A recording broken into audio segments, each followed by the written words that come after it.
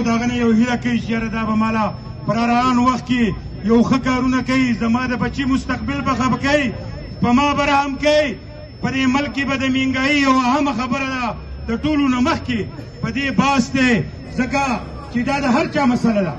دا به زه ووایم که څوک د 15 لکو تنخوادار دی دا د هغه مسله ده، او که څوک د 100,000 روپو تنخوادار دی او که څوک د 500 روپو دیاړیمار دی، دا د ټولو مسله ده. ځکه د پیدا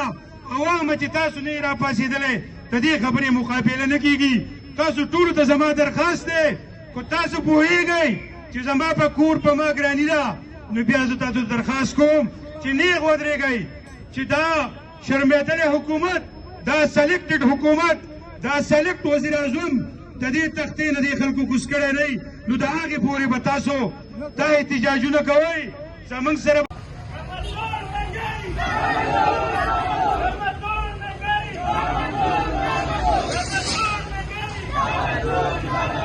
माशा तो मरा सब करे